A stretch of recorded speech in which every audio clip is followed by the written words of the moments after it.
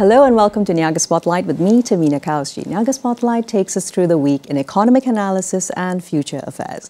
Now, today on Analysis, our spotlight is on Digital First Business Process Services, or BPS, in ASEAN and the future of intelligent operations. Now, Malaysia's services economy is undergoing a quiet but important shift. Global companies are no longer just looking for efficient labor, they are looking for partners who can deliver intelligence, automation, as well as measurable outcomes. Now, that is the direction the business process services sector is taking across ASEAN, particularly as the region's digital economy accelerates towards the $1 trillion mark by 2030. Now, Malaysia sits in a strategic position here, consistently ranked amongst the world's most attractive destinations for global services because of our talent base, infrastructure, and multilingual advantage. But staying ahead now depends on how quickly firms modernize their operating models. Today, we will be exploring how digital-first business process services are reshaping competitiveness, how exactly automation and data intelligence are driving new value, and what all of this means for Malaysia's ambition to move further up the regional value chain. And of course, we speak to a Malaysian company that has been recognized regionally for showing what this transition can look like in practice. Welcoming to the studios now Raymond Davadas, CEO and founder of Day3. Raymond, a very good morning. How are you doing today? Very good morning. Thanks for having me, Tabina. Fantastic. So Raymond, let's get started off with perhaps anchoring us in where we're coming from on this angle for the conversation today. Moving from BPO to digital first BPS. Let's talk about Malaysia and the fact that we're still ranked in the global top 3 locations for services offshoring, as well as relying largely on the fact that we are really cost efficient and situating Day3 within this entire ecosystem.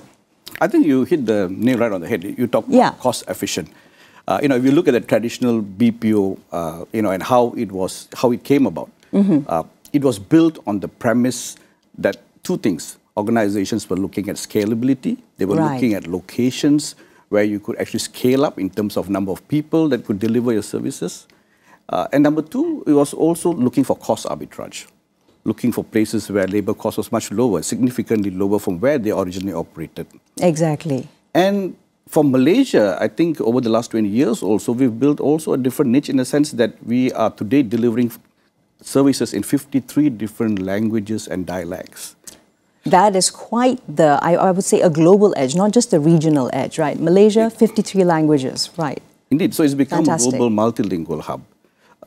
And we have grown. And, over the last 20 years, we have benefited from that. We have seen a lot of shared services and outsourcing organizations setting foot in Malaysia 20 years ago and have grown. And today, we have about close to 750 organizations in the BPS space operating in Malaysia. But that model has to change. And it's rapidly shifted, hasn't it, Raymond? Absolutely. And something which actually, correct me if I'm wrong, but it really started transition-wise during the 2020 pandemic and lockdown eras, which required us to catch up with speed. So where are we now, 5 years later? Absolutely right. Yeah. Post-COVID, things have changed. The dynamics of BPS has totally changed. Today, we live in a world where speed is of the essence. Things have become more complex with the proliferation of data. And customers' expectations as a result, especially with the new generation coming and coming into the workforce, making it even more difficult for us or more complex for us to deliver these services. So today, we move from what was a traditional BPO to what you call it now as digital GBS. Yes, and what are the clear separating parameters between the traditional BPO and this digital-first BPS that is all the talk now? So as I was saying earlier, traditional BPO looked at scalability, looked at cost and labor arbitrage. But today, in the era of digital GBS, we are looking, the whole premise of building a digital GBS center is grounded on data, the amount of data you have, how you manage that data, is grounded on automation. And of course, what every man speaks at every street corner today, AI. It seems to be a conversation everywhere. But that's constant buzzword, right? Constant buzzword. And sometimes can be fearful as well. And here I am, hopefully to be able to demystify a little bit in terms of what it really means to the real world and what it really means to real organizations like us in the BPS space. Absolutely. Yeah. So speaking of that, now let's talk about the fact that Day 3 has also, of course, been recognized for your contributions in the sector. You've just taken home major regional GBS awards, including the overall GBS Corporate Achievement at the GBS ASEAN Awards. Now, looking past these trophies and looking into closer look at the numbers then, what types of changes in automation and AI use allowed you to have this vantage point that you stood out from the rest of the pack? Let's get deeper now. So I think the awards is a testament to what we do. And I always say sometimes it's the hardest bit is to get some form of testimony from peers in the industry. And we've done that really, really well in the sense that we have grown our own products and our own services. So Day 3 has taken perhaps a hybrid model to how we have been operating. I always liken this to perhaps either leasing a car or buying a car versus owning the plant. Right, fair enough. Brilliant analogy. So, you know, and some organizations choose to just rent a car or build on applications that are available, that are readily available. And we do that. We build a huge partner ecosystem to be able to deliver the kind of services that we want to deliver to our clients. But more importantly, we have also decided to look at certain key areas where we want to embed technology in key workflows that we want to be good at. And in that score, we have, you know, most of our awards that we have won has been in the area of automation, technology. More importantly, how we embed technology into our service provisions, into our workflows. And in that, we have developed 4 proprietary tools in Daisy, Kyra, Sage, and Faith. If you notice, all 4 of them have got the word AI in between. Stands for, you know, embedding AI into the processes, into the workflow. And that's our DNA, and that's what we hope to achieve. And of course, the real litmus test would then be scalability, seeing how you can apply lessons from one client across industries as well as markets. If you could tell us a little bit more about that, because of course, every client requires a customized approach to how they are able to enable AI within their systems. Right. And that's where we take that approach that there are certain core technologies that we want to build, that we want to own, because ownership means control.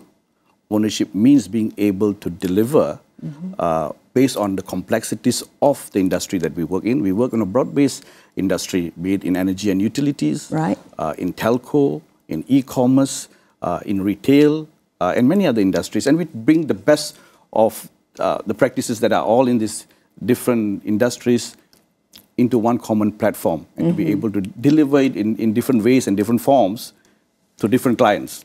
Exactly.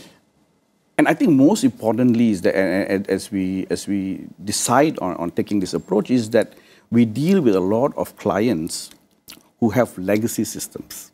And that means integration of AI or any form of technology with legacy systems becomes an issue. And that's where we have decided that in some key areas we want to own the plant. We don't want to lease the vehicle. And it makes sense for us, and it makes sense for our client to be able to take them through this journey. This life cycle and ecosystem. Absolutely. So I think that segues us perfectly into a big question, which is what does maybe a realistic, let's say a 3-year transition plan look like for larger organizations in Malaysia, Raymond, that want to move from labor-led to an intelligence-led operation? I'm sure you've come across relevant examples with different industries as well. I like the fact that you asked, you said there were 3 years. Yes, let's be rational, and let's also work within time frames, right? Yeah, but more importantly, it denotes the fact that it's a journey. You can't expect it to happen within 6 months. It's not a switch, it's not a magic wand. And everyone seems to think today that AI is a magic wand, it's a switch that you turn on. There are large language models, OpenAI available. Before I bring it into my organization and get it running, and it works. more and more use cases today, even within large organizations, they're beginning to realize that a lot of their use cases, their POCs, never see the light of day, right? And we're beginning to see that. And why is that not happening? The main reason is, as you say, it's a journey. It involves, I won't say it in 3 years, but let me rephrase that and say in 3 phases. Okay, 3 phases. Yep. And what would those 3 phases be? The first phase would be, I think, the hardest thing when it comes to change is always the acknowledgement. The fact that your competitors may be ahead of the game, ahead of the curve, the competitors are already on that journey towards AI and you are not, and if you don't do that, you'll be displaced. I think that's the first phase. And many organizations, especially in Malaysia, and even in ASEAN, are beginning to realize that there was a point of resistance, but now, and especially post-COVID, people realize that, look, we need to invest. And where does the investment go? First phase is in the phase of readiness, investing in readiness. There's huge amount of data in many organizations, some sitting on top of the pile, some sitting at the bottom of the pile. Right. And you don't even realize that you even have this data. 2 is knowledge base. The knowledge base in an organization, especially with legacy organizations, over 20 years, it gets written and rewritten all over again. And most people think that by dumping most of this knowledge base into any particular LLM, that you would get an answer. A transformative custom answer. Absolutely. That's not how it works, though. It doesn't work. No. And that's where this whole terminology comes that your AI hallucinates because you've got multiple contradicting information fed into the bot. And so that's the first phase. Investing in getting that readiness, making sure that you have the right data sets available, identifying what are the areas that you want to put it in a roadmap in terms of what I call is an automation pipeline. Right. Right. Yeah. Your little blueprint, which is for what you you want to do and your company. And before you go into phase 2, which is basically getting your POCs done, you may not see the immediate value, but I think the POCs done correctly with process and workflow design, takes you to the first step. And ultimately, the third phase, I call it, is where you really see the difference, where you begin to, extrapolate what you do, and then also be able to measure your success. Understood. Raymond, thank you for the conversation so far on, of course, business process services. We take a quick break. Don't go anywhere. We'll be right back with the rest of this conversation on Niaga Spotlight.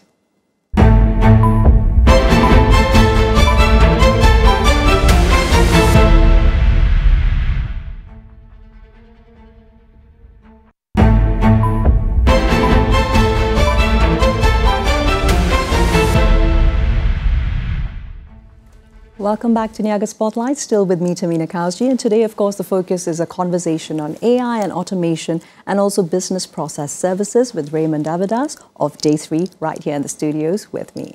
Raymond, so continuing the conversation and looking at a workforce in an AI-first world, I just think you are the perfect person to be able to articulate this better. But now Day 3 employs roughly around 2,000 people while being known for AI and automation-driven services.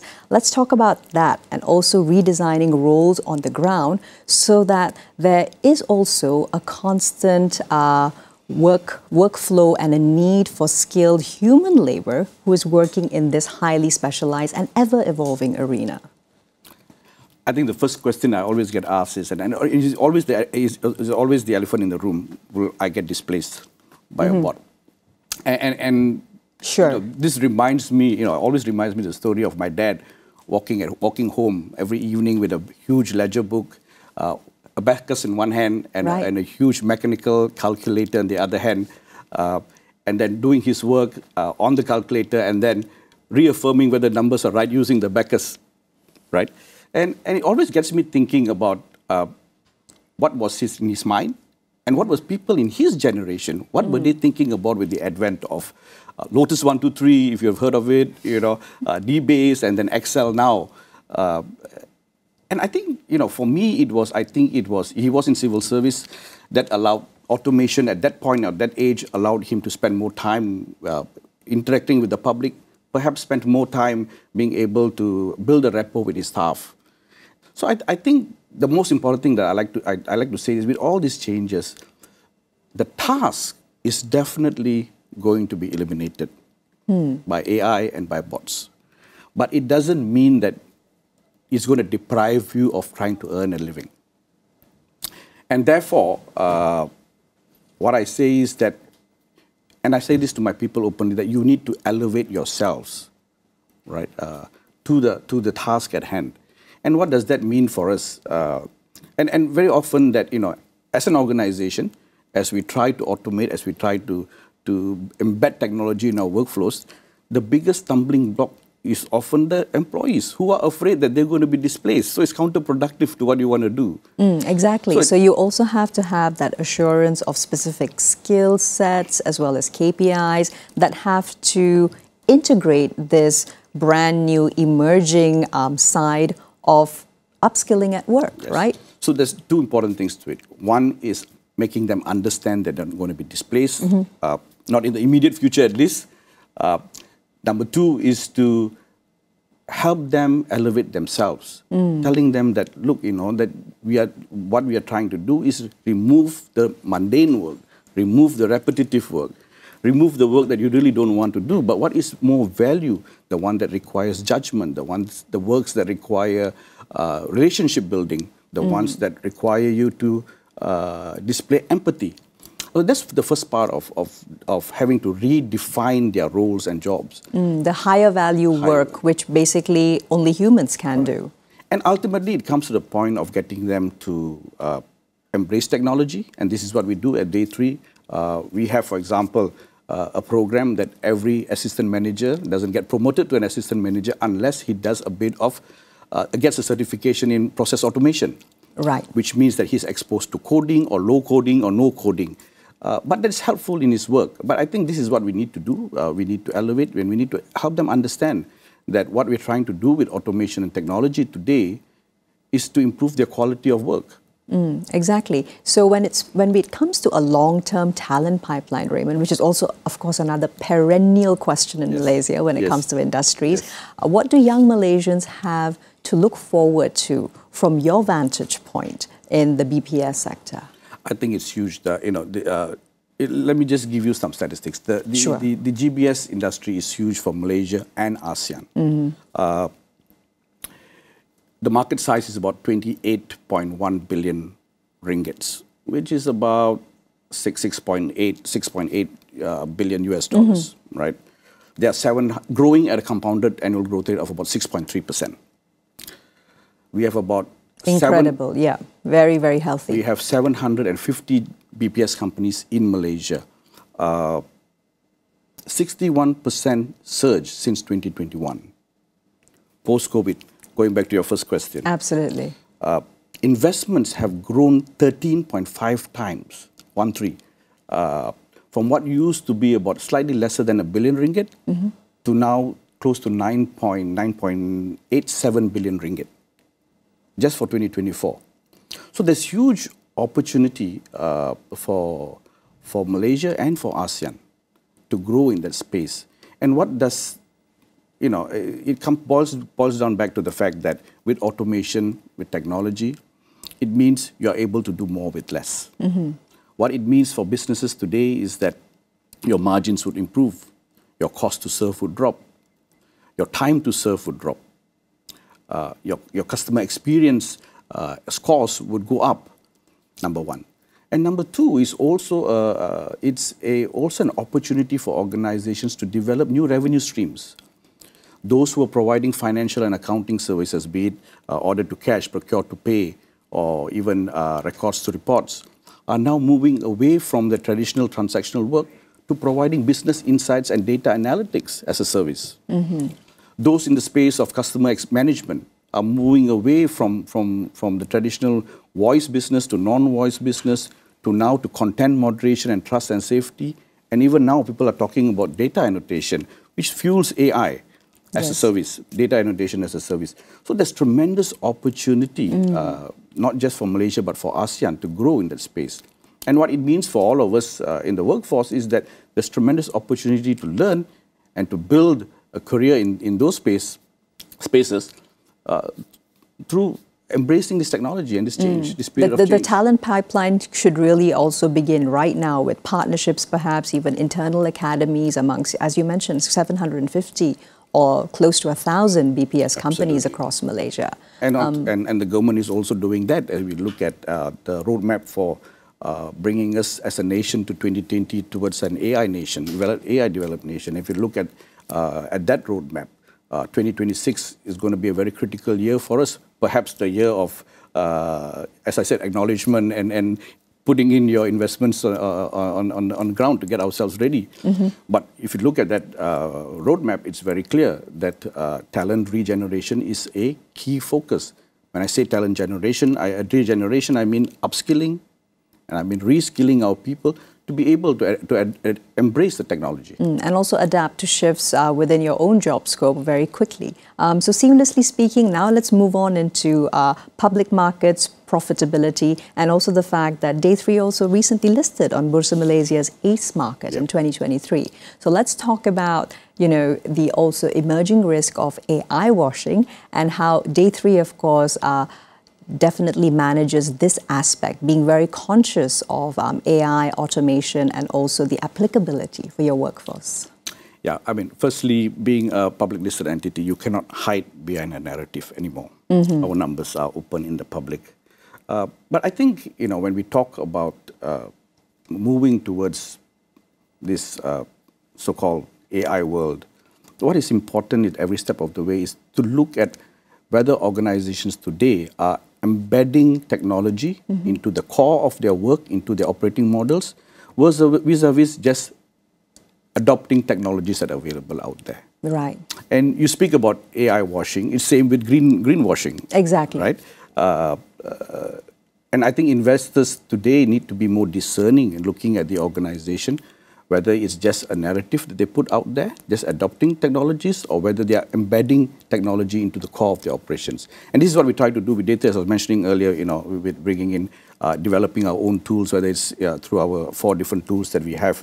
And I think investors are savvy today, Increasingly so. Savvy, No doubt, investors want quick returns. Quarterly numbers is always a pressure. For me, it's always finding a balance between my quarterly numbers and also having to invest on a quarterly basis to make sure that the business survives over a longer period of time. So strategically, we need to look from that context as well. Yeah. So speaking of strategy, Raymond, let's finish out the arc of the conversation by looking at, of course, Malaysia as a high-value digital GBS hub and what needs to really change very quickly indeed, so that we can be assured of staying ahead of regional rivals who are also upscaling at speed. So you mentioned the Kearney report. I think all of us gloat about it, and you say we are top 3. And in fact, we've been top 3 for the last 20 years, if I'm not mistaken. But I think it's interesting when you are at the top of the pile, not to take it for granted that you are top 3. No complacency. Yeah. But I think importantly, as you are at the top, it's very important to look what is happening at the bottom. And if you look at the last 2 to 3 years, the very same report that you referred to, right. You are seeing countries like Singapore, like Canada, like Hungary, like Morocco.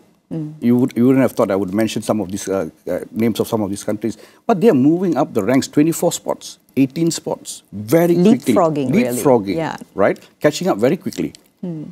And then if you begin to look at what are they doing differently, there's a lot of money investment going into digital skills. There's a lot of money going into education. There's a lot of money going into reskilling and upskilling. And of course, the conduciveness of the location as a business service center itself.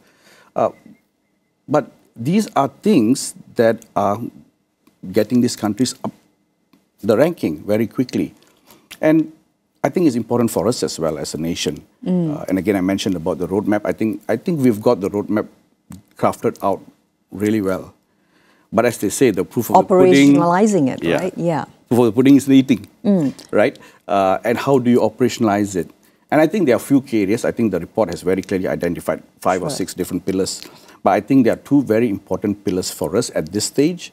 Number 1 is obviously to look at the talent regeneration, which is how do we upskill, how do we reskill our people, how do we get our people to be comfortable, more than comfortable, in embracing this technology, this new way of work. Second nature for work. Second nature for work. As I mentioned earlier, we're getting all our peoples certified and upgraded so that they don't feel alienated by the fact that there's some amount of coding or minimal coding that you can do even if you're not a programmer, right? I think that's very, very important. Obviously, that also means redesigning your workflows and how you work and your operating model. And I think the second part, for a country like us, what is going to be very important is to have data governance, strong and clear rules that determine data quality, that determine data access, that fosters cross-border enablement of sharing of data, and also in the aspect as well. The ethical use of AI becomes very, very crucial. So all of these taken together, if we're able to address this soon enough, maybe 2026 is looking better than ever. Raymond, thank you for the conversation so far. It's been a pleasure. Thank you. Thank you, Tamina. Now, so in conclusion, digital-first models, stronger data discipline, and also higher value talent pathways are no longer optional for Malaysia. They're how firms stay competitive. The companies that embrace this shift early will define Malaysia's next chapter in the regional digital economy, especially come 2026. That's all we have time for today. I'm Tamina Kausji, signing off for now.